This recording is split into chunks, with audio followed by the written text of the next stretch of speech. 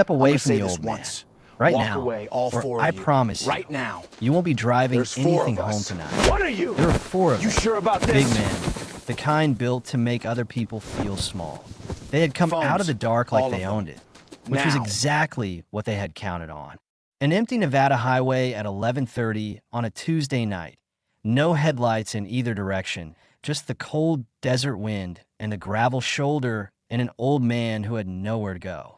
What they had not counted on was Keanu Reeves. Keanu stood up slowly from where he had been crouching beside the wheel. Plain dark jacket, worn jeans, the kind of clothes he always wore when no one was expecting him to be anywhere in particular. He was not large. He was not performing anything. He just stood up and looked at the four of them with the expression of someone who has made a very simple calculation and arrived at a very clear answer. The leader, thick neck, close-cropped hair, a scar through his left eyebrow, took one more step forward. Walk away. This doesn't involve you. Keanu looked at him for a moment. Then he said quietly, yeah, it does. What happened in the next 45 seconds was not what any of the four men expected. Because Keanu Reeves was not a bodyguard, not a cop, not off-duty military. He was an actor who had spent 20 years learning how to fight on film and had insisted every single time on learning to actually do it. No stunt doubles for the things he could learn to do himself. No shortcuts. The real version, because the real version was the only one that mattered. By the time the fourth man hit the gravel, the old man, standing beside the broken-down Cadillac, had not moved. He was watching with the expression of someone who has just witnessed something extraordinary and is not entirely sure it was real. Then he looked at Keanu, who was straightening his collar and checking his hands for damage. Are you all right? The old man said. Keanu looked up. I was going to ask you the same thing. It had started 2 hours earlier on a different kind of dark. Keanu Reeves had been driving alone since Austin. Not because he had to. There was always someone who would have driven him, flown him, arranged things. There was always an arrangement available. But he had needed the road. The specific quality of a long, empty highway at night. The way the headlights only showed you what was immediately ahead and left everything else to inference. He had needed that for a few days now. The Nevada stretch of Highway 376 was exactly the kind of road that did not ask anything of you. 2 lanes, flat desert on both sides. Mountains invisible in the dark but present in the quality of the air. He had the radio on low and was driving at a comfortable speed with no particular deadline pulling at him. He almost missed the car. It was a dark blue Cadillac, pulled as far off the shoulder as it could get, hazard lights blinking in the dry Nevada dark. No other cars, no other lights, just the Cadillac and the shape of a person standing beside it. He slowed. He looked. He kept going for about 50 yards. Then he stopped. He sat in the truck for a moment. He did not have a reason to stop that he could have explained to anyone efficiently. The person beside the Cadillac might have already called for help, might have preferred not to be approached by a stranger at this hour on a road this empty. He put the truck in reverse. The man was older than he had looked from 50 yards away. 70s, maybe past them, lean, silver-haired, wearing a sport coat that was too thin for the desert night. He was standing with one hand on the roof of the Cadillac and the other pressed flat against his chest in the specific posture of someone managing something that is not going well internally. Keanu rolled down the window. You need some help? The old man looked at him, then past him, then back. I'm fine, he said. His voice was the voice of someone who had spent many decades being the kind of man who said he was fine when he wasn't and had gotten very good at the delivery. Okay, Keanu said. He did not immediately drive away. What happened to the car? The old man looked at the Cadillac. It just stopped. I called for a tow. They said 45 minutes. Keanu looked at the man's hand, still pressed flat against his chest. Are you sure you're all right? A long pause. My heart does something sometimes, the old man said. It's managed. I have medication. He produced a small pill case from his sport coat pocket. I just need to sit down for a moment. Keanu got out of the truck. Come sit in here, he said. It's warmer. The old man looked at him the way people look at unexpected kindness when they've been without it for a while, with a kind of careful evaluation, as if they're trying to find the angle. There was no angle. Keanu just opened the passenger door and waited. The old man got in. His name was Walter Gaines. He said the way people say their names when they're not sure it will mean anything, simply without expectation. Keanu said his own name the same way, and either Walter Gaines didn't recognize it or was too well-bred to show that he did. They sat in the truck with the heat running while Walter's medication did its work. Keanu had a thermos of coffee. He poured some into the thermos cap and handed it across. "Where were you headed?" Keanu asked. "Elko," Walter said. "Business. Long drive. I prefer to drive myself." A pause. "My son thinks I shouldn't." The word son had something complicated in it. Not quite bitterness. More like the specific exhaustion of a long argument that had never been resolved. Keanu looked at the highway. "How many sons?" "3. Walter held the thermos cap in both hands. "The oldest is in Denver. My middle boy runs the Nevada operations." He paused again. "The youngest is in Las Vegas." He said, "Las Vegas, the way you say the name of a place you associate with something that worries you." "And you were driving alone," Keanu said. "I prefer it," Walter said again. They sat quietly for a moment. Outside, the hazard lights of the Cadillac blinked their patient orange rhythm against the dark. "Let me take a look at it," Keanu said. He got out and walked around to the Cadillac and opened the hood. He got a flashlight from his truck and started working through the visible systems methodically, not jumping to conclusions, just looking at what was actually there. Fuel line looked intact. Battery connection was solid. He moved to the undercarriage, and that was when he saw it. He looked at it for a long moment without touching anything. It was not a dramatic failure point. Not obvious unless you were looking at exactly the right place. A small and specific intervention on the fuel delivery system. The kind of thing that would produce an immediate shutdown without any outward sign of the cause. The kind of thing that looked from the outside exactly like a mechanical breakdown of the ordinary kind. But it required someone who knew where to put their hands and what to do once they got there. Not road wear. Not age. Someone who had come to this car with a purpose.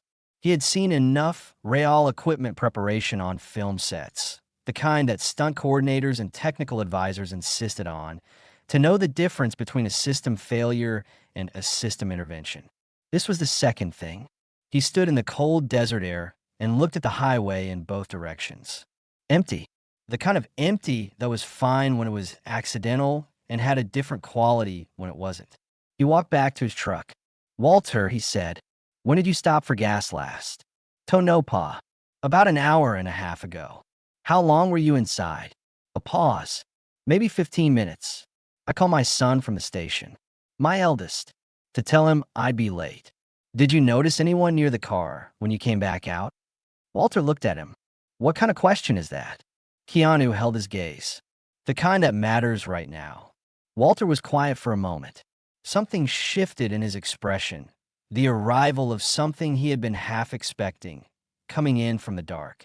"There was a truck," he said slowly, "parked at the far end of the lot. I didn't think anything of it." "What color?" "Dark. Black or very dark blue." Keanu looked at the highway again. "Your car didn't break down," he said. "Someone made sure it would stop in a specific place at a specific time." He looked at Walter. "And I don't think the tow truck is coming." Walter Gaines looked at him for a long moment. Then he reached into the inside pocket of his sport coat and produced a phone. He looked at the screen. The tow truck service number he had called was not a number that appeared in any legitimate directory. It was a number someone had given him, had suggested he store in his contacts, just in case. His youngest son, in fact. 3 weeks ago. "In case you ever need a tow out in the middle of nowhere, Dad. You should have this." Walter set the phone down on his knee. "My son," he said. Not a question. Not disbelief. Just the sound of a door closing on something he had been hoping wasn't true. "Tell me," Keanu said. The night had been cold since before Keanu stopped. He had been thinking on that drive about something a friend had said to him 2 weeks earlier. Someone who spoke plainly and did not manage what they said for effect. The friend had said, "You spend a lot of time in motion. Have you figured out what you're moving toward? Or are you mostly moving away from something? He had not answered the question. He had deflected it in the comfortable way of someone who has learned to deflect without appearing to. But it had followed him, the way certain questions follow you when they are more accurate than you want them to be. He was 49 years old. He had made films that a lot of people had seen. He had learned to do things well, to be physically capable, to show up, to be present in ways that people noticed and commented on. He gave what he could give. He was, by any external measure, a person who was doing the things a person was supposed to do. And underneath all of that was a space that had never been filled. That would never be filled. The specific negative space left by a daughter who had not survived her birth. A loss so total and so early that it had restructured something in the architecture of who he was. He had learned to live around it. You didn't go through certain things. You learned to build your life on the ground that remained after they had happened. But the friend's question had touched something. And so he was driving. And so he had slowed when he saw the hazard lights. And so all the rest of it had followed. Carter Gaines was 29 years old and had been losing money faster than he could find new ways to get it for the better part of 3 years. Not gambling debts exactly, though there was some of that, the early kind that starts as entertainment and becomes something else when you're not watching carefully. More the kind of money that accumulates when you live in the specific ecosystem of Las Vegas that exists just below the surface of the visible city. The private tables, the connections that cost a percentage of something, the favors that turned into obligations that turn into numbers with interest attached. He had started there because it was the only place he felt interesting. That was the truth he had not been able to say to anyone, including himself. Carter Gaines, in his father's shadow, in his brother's shadows, in the shadow of a name that meant something in Nevada business circles. Carter Gaines was a man who had never found the thing that made him feel like himself. And so he had gone looking in the wrong places, because the wrong places were the only ones that didn't require him to have his father's name as a credential. He had borrowed from a man named Raymond Pruitt. The initial amount was manageable. The terms seemed manageable. Pruitt was not the kind of man who looked like a predator in the first conversation. He looked like a solution. Carter had walked out of that first meeting feeling lighter than he had in months. That was how Pruitt worked. The terms of Pruitt's loans were structured to be impossible to repay, not by accident, by design. The interest compounded in ways disclosed in documentation, but buried in language that required a very specific kind of reading to understand clearly. Carter had not read it clearly. Carter had read it the way people read things when they're desperate and someone is offering them relief. When the debt had grown to a number that was no longer manageable, Pruitt had his second conversation with Carter. This one was in a different kind of room. And the conversation was about Walter Gaines, about the estate, about a simple revision that Carter could frame to his father as a routine planning update. Carter had said no, twice. He had left those conversations shaking and had gone back to his hotel room, thinking about calling his father and saying everything. And he had not made the call, because making the call would require explaining how he had arrived here. And the shame was a wall he could not find a way around. On the third conversation, Pruitt had not offered anything. He had simply described what would happen if Carter declined. The description was specific and credible. Carter had said yes.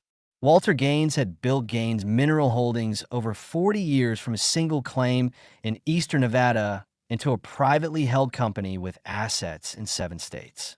Not a famous company, but substantial, and Walter's estate was the kind of number that could clear Carter's debts many times over. The plan was straightforward in the way that only very ugly plans can be. Carter would encourage his father to make a specific drive at a specific time, managed with a phone call about a supplier meeting in Elko that did not exist. The car would be disabled in Tonopah during the 15 minutes Walter went inside the gas station. The road was chosen because it was reliably empty at that hour. Men would arrive, and Walter Gaines would be presented with a document, a revision to his estate planning that redirected the majority of the estate to Carter. Walter would sign it. The men would leave. That was the plan. The plan had not accounted for a truck with its headlights on, slowing on Highway 376, reversing back to a man standing beside a broken-down Cadillac. Walter finished speaking. The highway was still empty. The hazard lights were still blinking. "How much does Carter owe?" Keanu said. "I don't know the full number. He wouldn't tell me." Walter's voice was even, but the evenness was costing him something. "He came to me 3 months ago and asked me to revise the estate planning voluntarily. I said no. Something wasn't right. And after I said no, he stopped calling. And then last week he called every day. Very warm. Very attentive." Walter looked at his hands. "I should have known." "You knew," Keanu said. "You just didn't want to be right." Walter looked at him. "That's different from not knowing," Keanu said. They sat in the silence of that for a moment. Outside, the wind moved across the desert with the unhurried patience of something that had been doing this for a very long time. Then Keanu saw the headlights. They came from the south, moving without particular urgency. Two sets of lights. They slowed as they approached the Cadillac and pulled off onto the shoulder, one behind the other. 4 men got out. Keanu had already gotten back out of his truck and was standing beside the Cadillac's open hood. He had moved there when he first saw the lights, without explaining why, just moved there and picked up the flashlight and looked busy. The 4 men crossed the gravel. The one in front was the largest, broad-shouldered, moving with the contained energy of someone used to his size, doing the preliminary work of a conversation. He had a scar through his left eyebrow. He looked at Keanu first. "Car trouble," he said. "Pleasant enough. Professional. Working on it," Keanu said, without looking up. The lead man looked past him at Walter. "Sir," he said, "we got a call that you needed assistance." Walter said nothing. "Why don't you come sit with us?" the lead man said. "We can get this sorted out." Keanu set the flashlight down on the edge of the engine bay. He straightened up and looked at the 4 men with the specific, unhurried attention of someone who has been watching them since they got out of their vehicles and has already finished assessing what he's looking at. "He's fine where he is," Keanu said. The lead man looked at him. A new evaluation. Taking in the jacket, the jeans, the complete absence of anything that suggested a threat. Arriving at the wrong conclusion. "This doesn't involve you," he said. "Yeah," Keanu said. "It does." The lead man looked at the other 3. The wordless communication of people who have worked together long enough. Then he took a step forward. Step away from the old man. "Right now. Or I promise you, you won't be driving anything home tonight." Keanu looked at him for a moment. Then he looked at the other 3, measuring distances and angles with the specific rapid assessment of someone who is trained for this.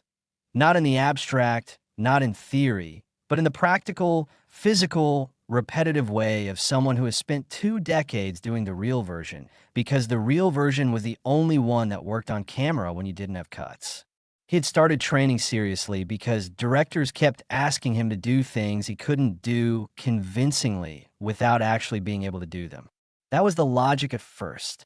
Then it became something else. The discipline of a physical practice that demanded complete presence, that could not be performed at half attention. Judo, Brazilian jiu-jitsu, boxing. Long hours with people who were not acting and had no patience for anything that wasn't real. The trainers had a phrase they used when someone was going through a motion without committing to it. That only works in the movies. The irony was that he was there because of the movies. The more ironic thing was that once you actually learned to do something, it stopped working in movies and started working in reality. And those were the only 2 categories that mattered. He had also learned the thing that separated the people who got hurt from the people who didn't, which was not strength and was not size and was not aggression. It was the management of timing and distance. The person who controlled those 2 variables controlled the encounter. Everything else was secondary. Then he moved.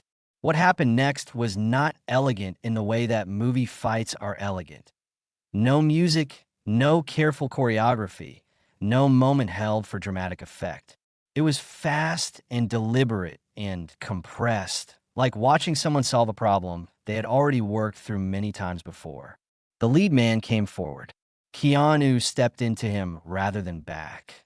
which was the thing the lead man had not expected, the thing that disrupted the weight transfer he had planned, and used the forward momentum against him with a controlled hip rotation that put the man on the ground before he had processed what was happening.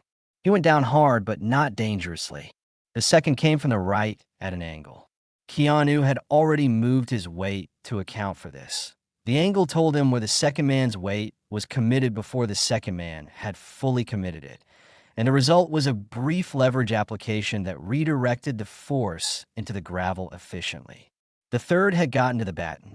He had it halfway out when Keanu reached his wrist.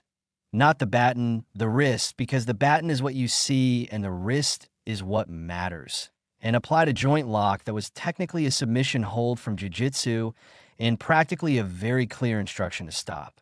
The instruction was received immediately. The fourth backed up 2 steps and put both hands up. 45 seconds. Walter Gaines had not moved. He was standing exactly where he had been, watching with the expression of a man who has just witnessed something that he is going to spend some time thinking about later. "I need the phones," Keanu said to the fourth man. "All of them." The fourth man looked at his colleagues on the ground. He looked at Keanu. He gave him the phones. They sat in the truck, the 4 phones on Keanu's knee, a specific quality of quiet that comes after something has happened and before the next thing begins. The phones told a story. Text messages. A chain between the lead man, Danny Cruz, based on a contact list, and a number labeled simply RP. The messages were not subtle. People who believe they are operating in a space where nothing will be traced often write with the directness of people who believe they will never be read. The terms were laid out clearly. Walter Gaines, Highway 376, Tuesday the 22nd, approximately 11 p.m. Document to be produced. Signature to be obtained. And a secondary instruction. Anyone who shows up and gets involved, same treatment. No witnesses on that road. Keanu read that last part twice. He looked at Walter. "Raymond Pruitt," he said. Walter's eyes closed briefly. "Your son didn't set this in motion, Walter." Pruitt set it in motion. Carter is the lever Pruitt found because Carter had already made himself into something that could be used. He paused. "That's not an excuse, but it's a different problem from what you might be thinking." Walter looked at the dark highway. "My son tried to have me." "Your son is in a room with a man who specializes in finding the thing you care about most and using it against you," Keanu said. Pruitt didn't need Carter to be malicious. He just needed Carter to be desperate. The silence sat between them for a moment. "He was a good boy," Walter said. It came out the way things come out when they've been thought many times and rarely spoken. When he was young, he was curious. He had this way of seeing things sideways. Not wrong, just different from how everyone else looked at them. I thought that was going to be his gift. A pause. I gave him every opportunity, and I watched him waste all of it. I don't know where I went wrong." Keanu looked at the dark outside the windshield. "Can I ask you something?" "Go ahead." "When Carter was young, curious, creative, all of that, how much time did you spend with him?" Walter was quiet. "I'm not asking to blame you. I'm asking because it might be relevant to what comes next." A long silence. "I worked," Walter said finally. "I was building something, and building something takes time. His mother was better being present than I was. And then she was gone, and the boys were older, and I thought the hard part of raising them was done." He paused. "It wasn't." Keanu nodded slowly. He thought about a different kind of absence. A different version of the same equation. What you pour yourself into, and what gets left without enough of you in it. He knew the specific weight of that calculation. "The hard part is never done," he said. "That's the thing nobody tells you." Walter looked at him. "Do you have children?" A pause. "I had a daughter," Keanu said. "She was stillborn." He said it the way you say something that has been said many times and still costs something each time. "Her name was Ava." Walter said nothing. There was nothing to say that would be adequate, and he knew it and didn't try. "I understand something about absence," Keanu said. "About how the space where a person was supposed to be shapes everything around it." Carter grew up with a father who was physically present and emotionally somewhere else. That leaves a particular kind of space in a person. And sometimes people fill that space with the wrong things. So you're telling me this is my fault, Walter said. I'm telling you it's not simple, Keanu said. And that simple is what you're going to be tempted to make it, because simple is easier to live with than complicated. He looked at the phones on his knee. We have a choice. We can call the police right now. Show them what's on these phones. Let the legal process do what it does. Pruitt goes away eventually. Carter faces consequences. And you and your son spend the next several years not speaking while lawyers handle what's between you. Walter looked at him. Or we use what we have to close this in a way that gives Carter a chance to understand what he's done before the world tells him he's simply a criminal. He paused. There's a difference between consequences that teach a person something and consequences that just punish them. Both matter, but only one of them changes anything going forward. The wind moved across the desert outside. What are you thinking? Walter said. Keanu looked at the phone labeled RP. I'm thinking, he said, that Raymond Pruitt is still expecting a phone call tonight. The plan was not complicated. The best plans rarely are. Keanu called his assistant Claire, who had the specific temperament of someone who is never surprised and always prepared, and explained the situation in the compressed way of someone who has learned to give people enough information to act without so much that they freeze. Claire had contacts. One of them was a retired Nevada Highway Patrol detective named Frank Aldrich, who had the kind of relationship with the current active department that meant a call from him was received differently than a call from a civilian. Frank Aldrich was reached within 15 minutes. The four men on the gravel were, by this point, sitting in a relatively comfortable arrangement against the side of their own vehicle. Keanu had made a point of speaking to each of them clearly and without particular hostility. He had their phones. He had the messages. He had told them that this situation was going to resolve one of two ways, a way that was worse for them or a way that was less worse. And that which way depended entirely on whether they were cooperative with the next hour's events. Danny Cruz was pragmatic.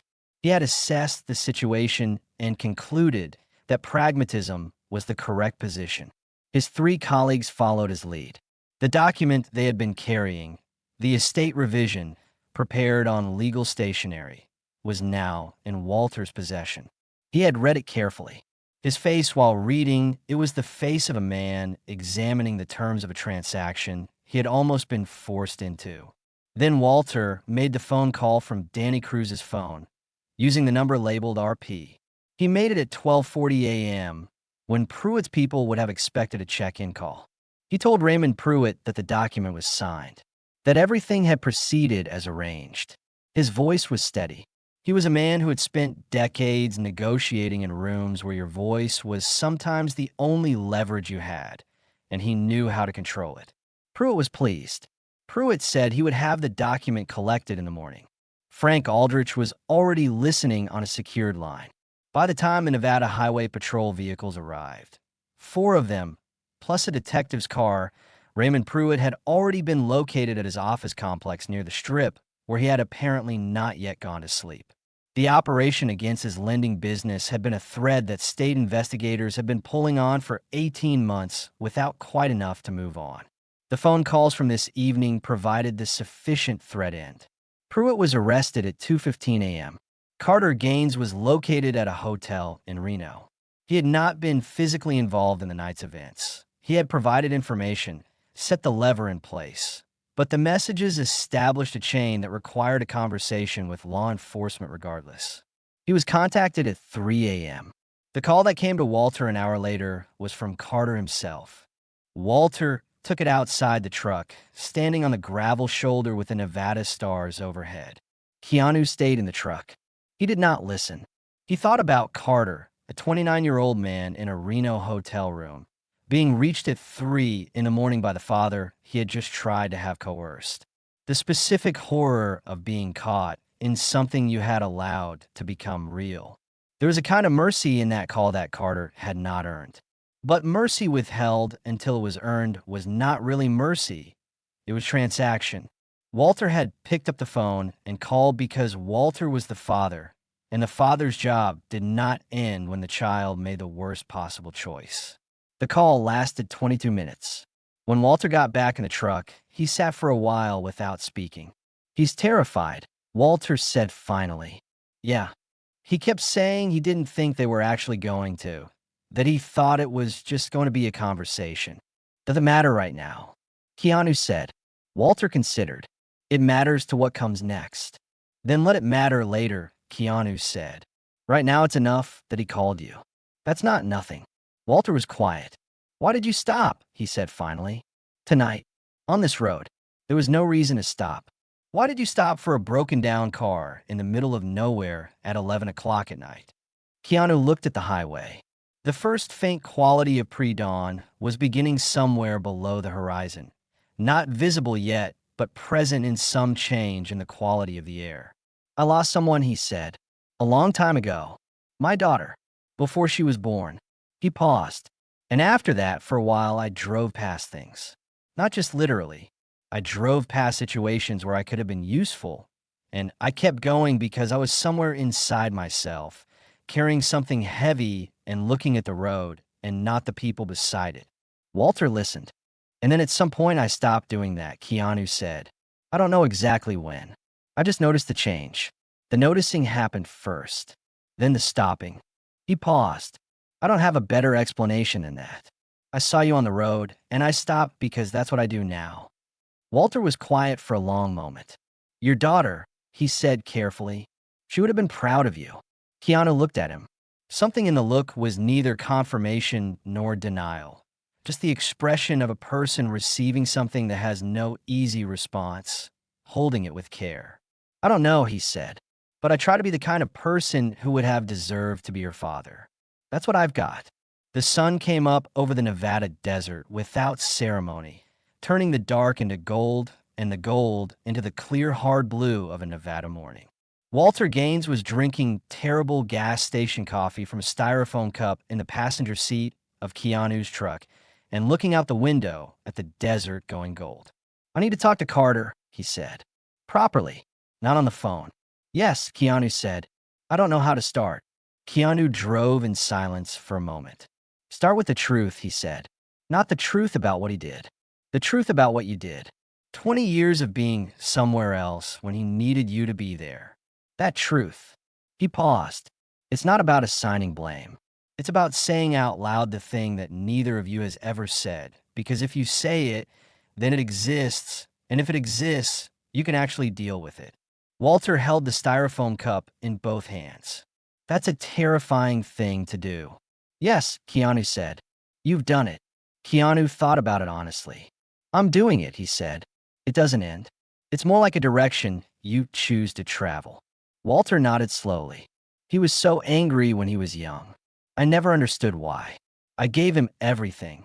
Everything except the thing he actually wanted," Keanu said. "Which was you. Specifically you. Showing up and being present and treating him like his interior life was worth your attention." He paused. "I'm not telling you anything you don't know." "No," Walter said. "You're telling me things I know and have spent 30 years not examining." They drove in the morning quiet. "What happens to Carter legally?" Walter said. "That depends on the investigators and the DA," Keanu said. "What matters most in terms of which end of the spectrum he ends up on is whether he cooperates fully and whether he demonstrates something genuine about his intentions going forward." "I won't shield him," Walter said. "I won't use influence to make consequences disappear. That would be the exact wrong thing to do for him." "Yes," Keanu said, "but I won't abandon him either." Walter's voice was firm in a new way. The firmness of someone who has just made a decision and is speaking it out loud, so it becomes real. "Whatever this costs him, whatever he has to go through, I'm going to be there. Actually there. Not writing checks from a distance." Keanu said nothing. He just drove. Walter looked at him. "That's what I should have been doing for 30 years. "You're doing it now," Keanu said. "That's what you've got." 3 weeks later, Carter Gaines sat across from his father in the visiting room of a county facility in Nevada. The room was plain and fluorescent lit.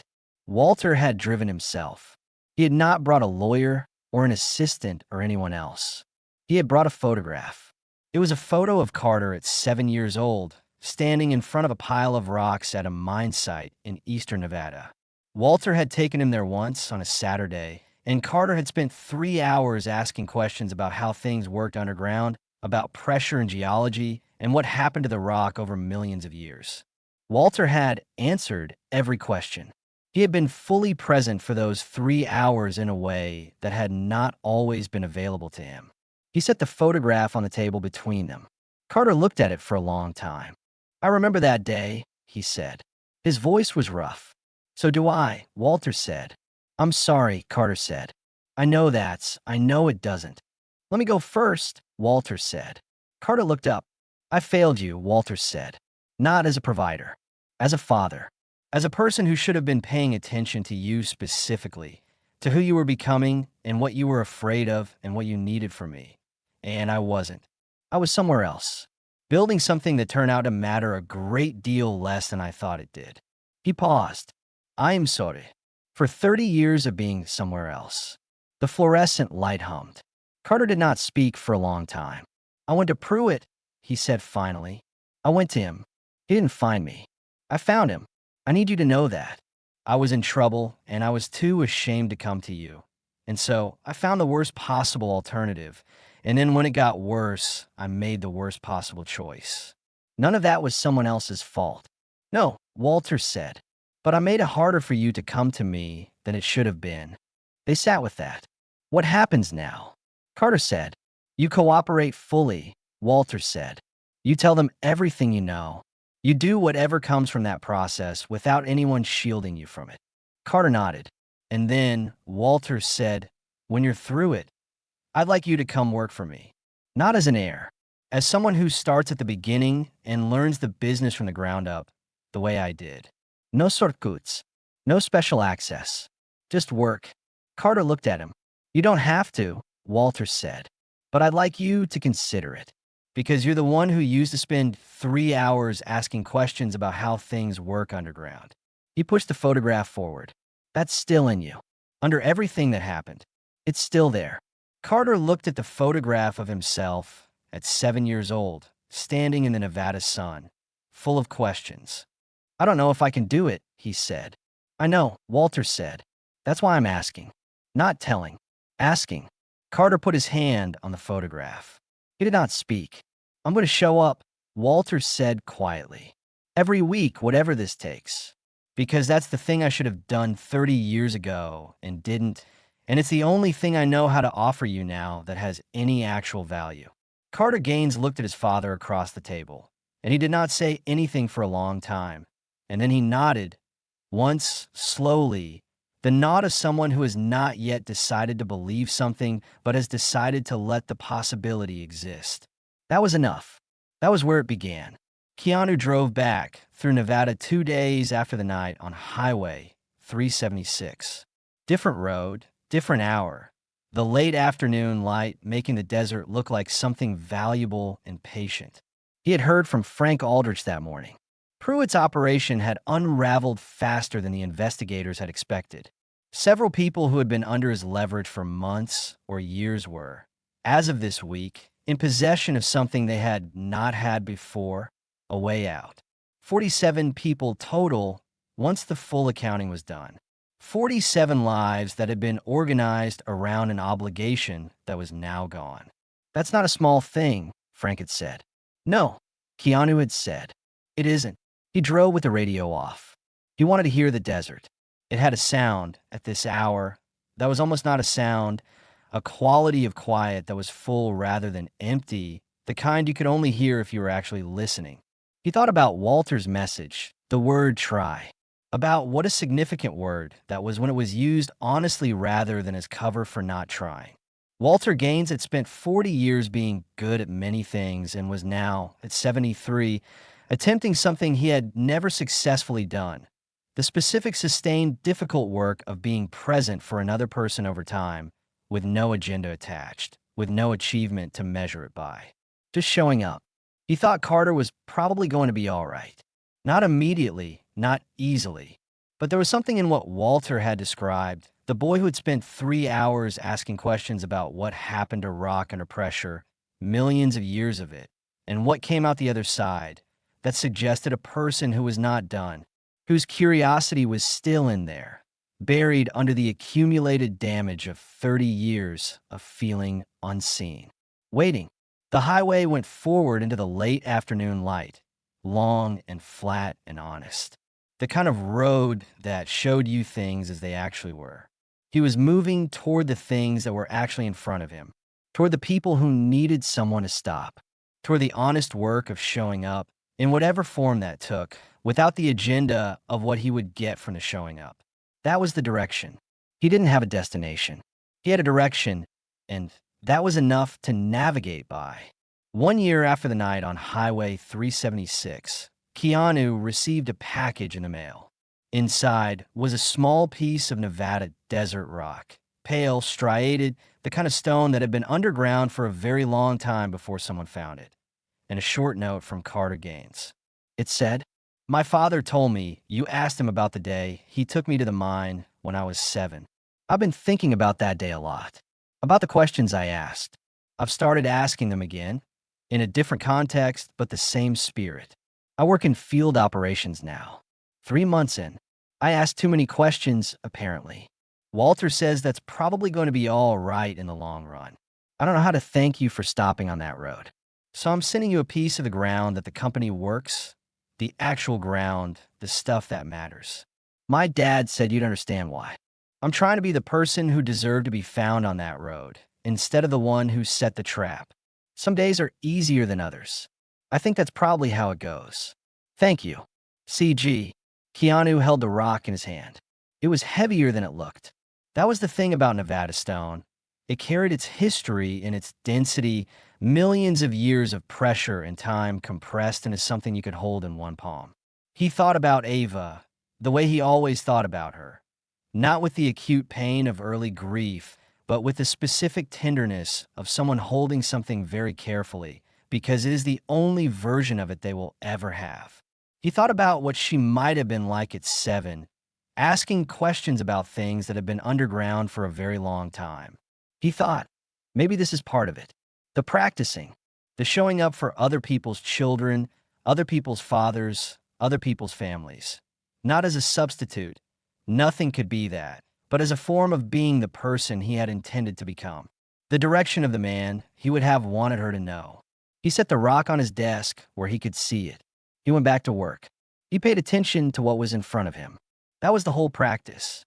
That was all of it. Some things you cannot plan for. Not because they're unpredictable, but because they arrive in the form of ordinary events. A car on the side of a road, a man standing in the cold, that contain within them the entire weight of something much larger. You don't know until you've stopped. You don't know until you've gotten out of the truck and walked over and asked if someone is all right. And sometimes the answer to that question is no. And sometimes the answer opens into something that takes the whole night to move through. And sometimes, on the other side of it, things are different than they would have been. That is the whole argument for stopping. Not that every stop leads somewhere. Not that every broken down car is a situation that needs you. But that you cannot know which ones do until you stop. A man stopped on a dark highway in Nevada because it was the right thing to do. An old man was there who needed someone to stop. Everything that followed, the accountability, the reunion, the long, slow work of a father and son finding their way back toward each other, the 47 people freed from an arrangement they had believed was permanent, all of it followed from one truck on a dark road, reversing back toward a blinking hazard light. Small acts. Honest acts. Walter Crane reduced his work hours for the first time in 40 years. 3 hours a week initially, then 5. He used them to do things his wife had suggested and he had deferred. A photography class in the fall, a habit of walking in the early morning. Dylan called on Sundays. The calls were short at first and got longer. They were not always easy. Easy was not the point. Dylan attended a support group for compulsive gambling that met in a church basement in Henderson on Wednesday evenings.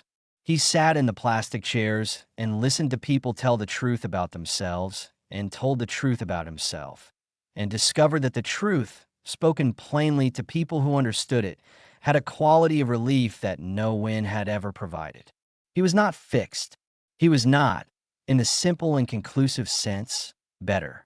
He was working on something that would require work for a long time, possibly indefinitely. He had stopped expecting the work to end and had started doing it as its own ongoing practice. His father said something on one of the Sunday calls that Dylan wrote down and kept. Walter had said, "I used to believe that what you built was what mattered. I still think that is partly true, but I think I confused building something with being present for something. And the presence was the part that counted." Dylan read it again. One morning in the apartment in Las Vegas he had rented with his own salary, modest by the standards of his previous life and sufficient by the standards of his current one. He thought about the man on the highway, the one who had stopped, who had looked at an old man on a shoulder and done the arithmetic in a fraction of a second. Someone needs help. I can help. I did not know any of this was available, Dylan thought, until someone stopped long enough for it to become possible. That was the thing about stopping. You did not know, when you stopped, what you were making possible. You only knew that someone needed help and you were there. The rest was not yours to calculate. Walter Crane called Keanu 3 weeks later from a number Keanu did not recognize. 9 in the morning in Vancouver. He said he wanted to say something he had not said on the night itself. "You told me I still had days with Dylan," Walter said, "that they were still available. I've been thinking about that since. I've spent 40 years thinking about time as a resource," Walter said, "something to allocate and optimize. I was very good at that thinking." He paused. "It is not the right framework for children." "No," Keanu said. "It is not. Dylan and I have been speaking. He is going to come to work at the company, starting in operations. He wanted to understand the business from the ground up, and I told him that was the right instinct.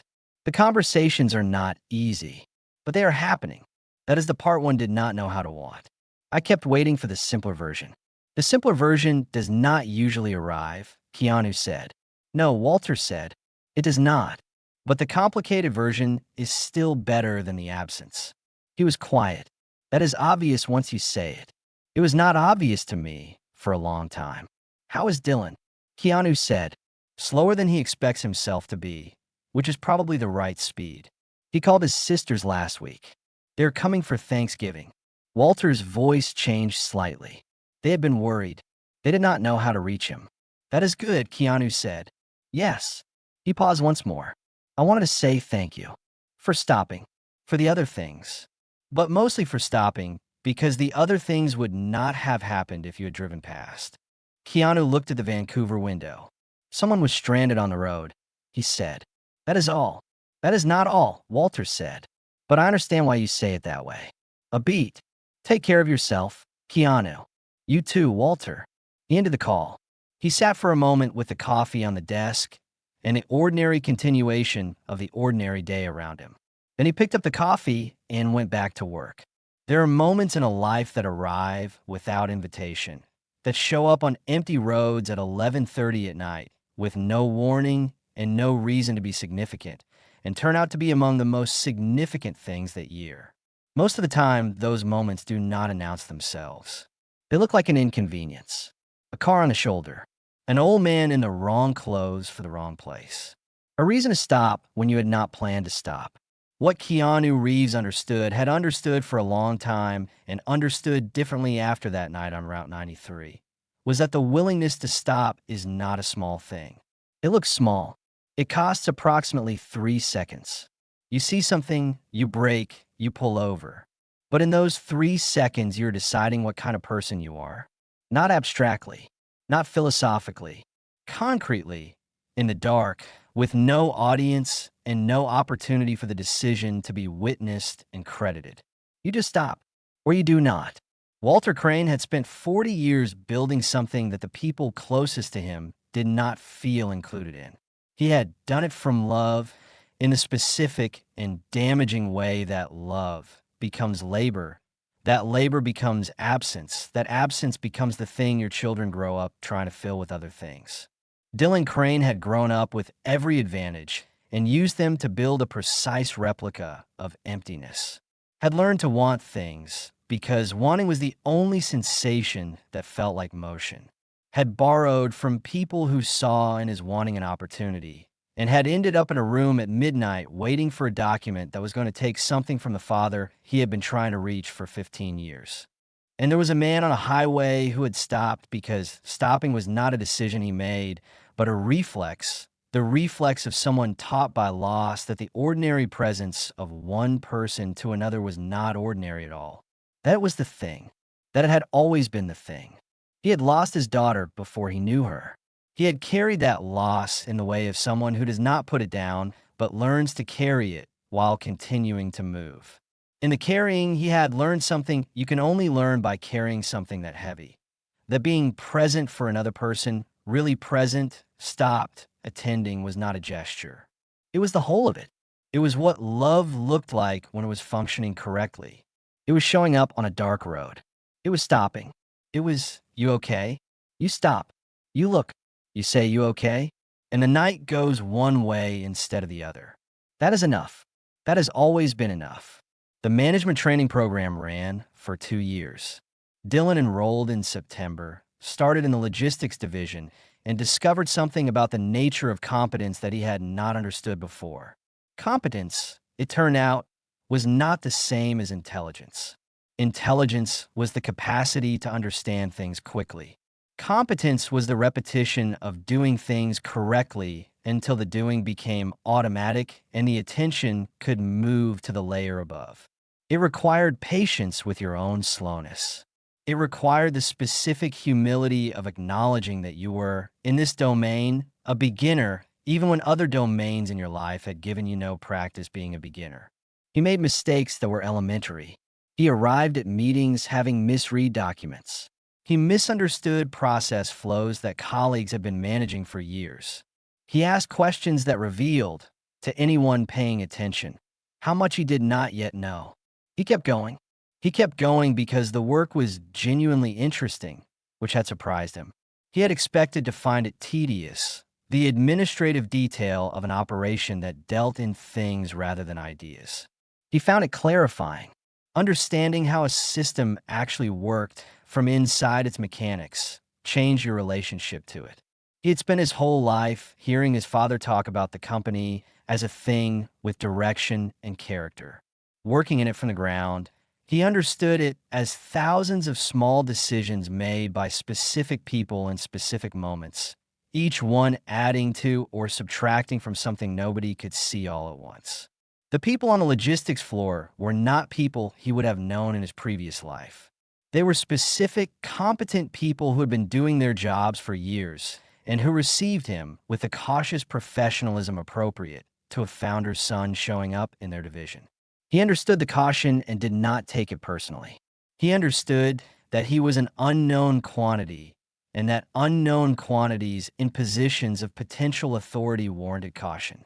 He tried to demonstrate, through the quality of his attention and the steadiness of his effort, that the caution could be moderated. Gradually, over months, he started showing up early, not to impress anyone, because the work was there and the work was interesting, and being interested was, it turned out, a more sustainable fuel than any of the other fuels he had tried. The support group met in a church basement in Henderson on Wednesday evenings. Folding chairs arranged in a circle, a coffee machine in the corner that produced something that was technically coffee, fluorescent lighting that did not flatter anyone. Dylan had expected to feel uncomfortable. He felt, instead, recognized. The people in the circle had the specific quality of people who had stopped performing for each other, who had arrived at the understanding, through whatever particular path had brought each of them to a folding chair in a church basement, that performance was exhausting and accuracy was a relief. They told the truth about their losses and their compulsions and the specific texture of the experience of wanting something you could not have and having it anyway, and still not having what you were looking for. Dylan told the truth about his. He told it poorly at first, reaching for explanations and framings that made it more coherent than it actually was. Over weeks, he got better at telling it the way it had actually been, without the editorial improvements that made it into a story rather than a fact. He had been afraid. He had wanted things he did not understand. He had borrowed from people who saw his wanting as an opportunity. He had done things he knew were wrong because he had been more afraid of the consequences of admitting the problem than of the consequences of the problem itself. He sat in the circle and said these things week by week, and the people around him said similar things in different forms. And the saying of them did not fix anything, but it made the things smaller. Not smaller in importance, smaller in the sense of more manageable, more visible, less frightening in the specific way that things are frightening when you cannot look at them directly. He called his sisters in October. He had not spoken to them in 8 months. The conversations were brief and careful and ended better than they began. By November, they had made plans. They came for Thanksgiving, 3 of them, and the table at Walter's house was full for the first time in years. Walter had learned that fall to be present at the table, not conspicuously, not with the performed effort of someone trying to demonstrate change, just present, asking questions and listening to the answers, noticing when someone needed something and providing it before it needed to be requested, remaining at the table past the point where the work in his office was calling him back. His wife had been right about most things. A year after the night on Route 93, Keanu was in Vancouver working on a production that would take 6 months, and he thought about the night occasionally in the way that significant things recede into the regular texture of life without disappearing, surfacing in specific moments for specific reasons. He thought about it the morning after a particularly difficult day of shooting, when the scene had refused to come together and the director had been patient, but the patience had its own weight, and he was sitting in his trailer before the next setup thinking about nothing useful. He thought, there was a night on a highway in Nevada and an old man standing beside a car and a conversation in a dark desert and a kid in a driveway and 2 people saying the first honest things they had said to each other in a long time. And the thing he had done that made any of it possible was stop. He had just stopped. 3 seconds. Hazard lights on the shoulder. He had braked and pulled over and gotten out and walked across the gravel and said, "You okay?" That was all. That was what everything else had followed from. He went back to set. The scene came together on the 4th take, not because of anything particular he did, but because he was present in it fully, attending to the other person in the scene with a specific quality of attention that produced something real rather than something performed. After the take, the director said, "That is it. That is what we have been looking for." Keanu nodded. He thought, the falling is the skill. The throwing is secondary. He went to get coffee and thought about Walter Crane, who was probably walking in the early morning because it was the kind of thing you did when you had decided to use the hours differently, and about Dylan Crane, who was probably in the logistics division doing something elementary and getting it slightly wrong and continuing anyway. He thought, the days. They are still available. And then the next setup was ready, and he went back to work. The accounting of a life rarely arrives in the form you expect. You expect it to be dramatic, to arrive at a specific moment that can be identified and pointed to. In practice, it is distributed across 1,000 small decisions made in ordinary circumstances, many of which did not feel at the time like decisions at all. They felt like reflexes or instincts or simply the next required thing. Pulling over when you see hazard lights feels like a reflex. It is, in some sense, a reflex. But the reflex was built from something, the way all reflexes are built from something. From the accumulated decisions about what kind of person you were trying to be, practiced until the decision no longer required deliberation. Keanu Reeves stopped on Route 93 in Nevada because stopping was his reflex.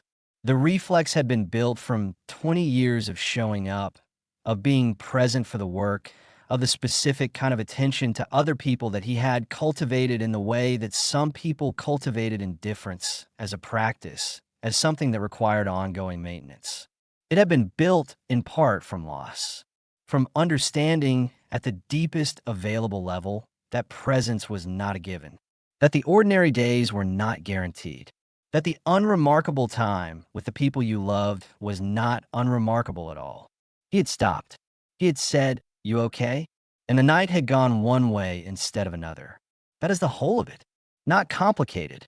Not dramatic. Not the kind of thing that looks from the outside like anything significant. Just a man saw something and stopped. Dylan graduated from the first year of the management training program in August. There was no ceremony. The logistics division gave him a card signed by the 12 people on his floor team, and the head of the division, a woman named Carol Briggs who had been with Crane Capital for 19 years, told him he had been one of the more unusual participants she had seen. Someone who arrived not knowing things and responded to not knowing things by becoming curious about them rather than defensive. He took that as a compliment and said so. She said it was one. His father attended a dinner with him that evening at a restaurant in Las Vegas that was not expensive and did not require a reservation. They sat for 2 hours. They talked about the logistics division, about what Dylan had learned about the next division in the rotation, which would be risk management, and which Dylan was already reading about in his spare time. They talked about the company's founding, which was not something Walter discussed often because the distance between the present company and the one he had founded made the founding feel like something that had happened to a different person. Walter talked about the founding that evening. He talked about what it had been like to build the first version of it from a single client and a converted garage in Reno, about the specific feeling of making something from nothing, about the moment he had first understood that what he had created was real and viable and going to continue beyond the specific effort of its creation. Dylan listened to all of it. He asked questions. He asked about the decisions that had been wrong and what Walter had learned from them, which was not the kind of question his father was typically asked by people who wanted things from him, and Walter answered with the specificity of someone who had spent 40 years trying not to think about the wrong decisions and was now trying something different. At the end of the evening, Dylan said, "I want to do this. I mean that. Not because I owe you, not because I am supposed to, because I actually want to understand what you built and be part of what it becomes." Walter looked at his son. He did not say, "I know." He did not say, "I understand." He said, "I am glad." And then, "Your mother would have been glad too." Dylan looked at the table, then at his father. He said, "I know. I think about her a lot." They paid the check and went out into the Las Vegas evening, which was doing what Las Vegas evenings do, which is producing a quality of light and noise and motion that makes everything feel simultaneous and possible. They walked for a while without needing to get anywhere in particular, which was something neither of them had done together in a very long time, and which was, it turned out, not a complicated thing at all. It was just walking, just being in the same place at the same time, moving together through the ordinary evening. The unremarkable time. The whole point. The Crane Capital Group headquarters on the 15th floor of a building in downtown Las Vegas had a window that faced west, and in the late afternoon, the light through it had a quality that Walter had been noticing for 30 years without remarking on. On the afternoon of the first anniversary of the night on Route 93, he stood at that window for a few minutes between meetings and looked at the light. He had been noticing buildings lately, not as real estate, not as assets, but as spaces. The way a space held people, the way it shaped behavior, the way walking into a room with good proportion felt different from walking into one without it. He had mentioned this to Dylan on a Sunday call, and Dylan had said, "You should have been an architect." Walter had laughed. Then he had said, "I think your mother would have agreed." There was a photograph of his wife on the desk, which was not new. What was new was that he sometimes stopped and looked at it, not as a ritual, not as a performance of remembrance, but because he was in the room and she was in the photograph, and stopping to look seemed like the right thing to do. She had told him the business would outlast him and the children would not. She had meant it as a warning. He had received it as a compliment. That misunderstanding had taken 40 years and one night on a Nevada highway to correct. He had thought, in the weeks after Route 93, about writing to the man who had pulled over. He had Walter's number. Walter had his. He had thought about what he would say. He had eventually realized that what he wanted to say was not something that could be adequately said in a message. It was something that was visible in other ways. In the calls with Dylan, in the reduced hours, in the light through the west window that he was now in the habit of standing at for a few minutes between meetings. In the fact of Dylan 2 floors down, reading about risk management in his spare time, in the family coming for Thanksgiving, in the days still available, which he'd spent 40 years not knowing how to want. He went back to the meeting. Outside, the Las Vegas afternoon continued. On a highway north of the city, a truck driver on a long route checked his mirrors and saw a compact car pulled to the shoulder with its hazard lights on. He had a schedule to keep. He had been on the road for 11 hours and had 4 more to go. He slowed. He pulled over. He got out and walked across the gravel and said, "You okay?" There's a particular quality to the moment just before you pull over. The moment when you see something on the shoulder and your foot is still at speed and the decision is forming but has not yet completed itself. Most people do not pull over. Not because they are bad people, not because they do not notice, not because they do not care. Because the moment passes quickly and the road continues, and the next thing is already appearing in the windshield, and the decision resolves itself as non-decision, and the hazard lights recede in the mirror. Keanu Reeves pulled over on Route 93 in Nevada because pulling over was his reflex, and the reflex had been built from something. From the accumulated practice of being present, of noticing what was in front of him and responding to it rather than looking through it, of the specific quality of attention that he had cultivated over years, because he found that it produced something in the work and in the life that the alternative did not. He had also pulled over because he had been taught by the particular and irreversible instruction of loss that the ordinary time was not ordinary, that the unremarkable presence of one person to another was not unremarkable, that it was in fact the thing. He had learned this carrying his daughter, the daughter he never knew, the silence that had arrived in a room where he had expected sound. He had learned it in the years after, in the slow and ongoing way that this kind of lesson is learned, not once and completely, but repeatedly in the texture of daily life as a practice. And so, when the hazard lights appeared in the Nevada darkness, he did what his practice had made him do. He stopped. He walked across the gravel in the dark. He said, "You okay?" 3 words, 3 seconds, the smallest available act of noticing, from which everything else followed. Walter Crane, standing on the shoulder of a highway in a good shirt with his hand on the roof of a disabled car, looked at the man walking toward him and made the assessment he had been making his entire professional life. Who is this person? What do they want? Can they be trusted? He looked at the worn jacket and the unhurried walk and the specific quality of someone who had stopped because they had seen something and stopping was the obvious thing to do. He said, "The car stopped about 15 minutes ago."